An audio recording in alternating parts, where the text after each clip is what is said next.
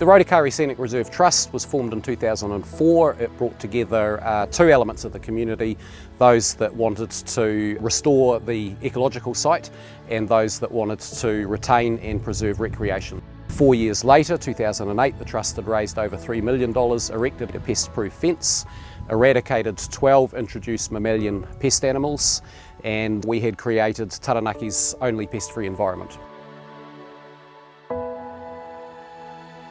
So Rotokare is surrounded by an 8.2 kilometre pest-proof fence that's been through rigorous testing to ensure that that was going to exclude all of the mammalian pests that are present in New Zealand. So there is a skirt that goes underneath the fence that prevents burrowing animals from being able to get in. The fence is tall enough that it will exclude jumping animals like cats, but also having the rolled hood prevents animals from climbing up and over the top. Maintenance of the pest-proof fence is one of the key features of the success of the project. Part of that is keeping the fence clear of vegetation, so that's keeping 5 metres clear on the outside and 2 on the inside. This is to stop animals from being able to jump in or climb across. There is a surveillance wire that goes around the top of the fence. If something was to fall on that fence, it will trigger a breach message, which will give me a text to say that there is a problem, and we'll go and respond to that immediately to make sure that pest animals cannot find their way in. This is Taranaki's vision for a predator-free future. This is the opportunity for all of our community to engage with rare and threatened wildlife. You can come and sit at the picnic table in the evening and listen to kiwi. You can go for a walk and see species that have been extinct in the region for 150 years.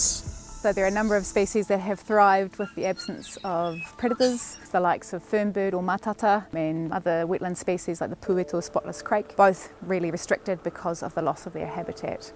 Other translocated species like hihi and tieke, we're the only site in the country where people can observe these species for free without having to travel to a far-flung offshore island. Other species like our gold-striped geckos, we're the only place in the world where gold-striped geckos could be considered abundant. This is a special Taranaki lizard that is found here and is doing really well with the absence of predators.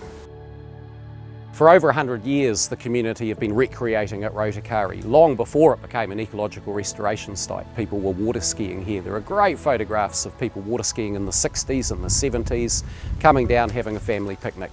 The last thing that we wanted to do was exclude anyone in our community from either a traditional recreational use of the site or to be able to be involved in the successful joining together of conservation and recreation for the benefit of the community. So during summer, power boats towing water skis. During the winter, we have non-powered craft on the lake. Freedom camping is another opportunity for people. So it is about engaging the community and providing them with the opportunity to be a part of this environment. I guess one of the real pleasures of working in a community organisation is that what we do together becomes family, whānau, and so one of the things that's really striking about the community at Rotokare is that we feel like we are a family together. There are over 10,000 volunteer hours a year, every year put into this place and growing all the time.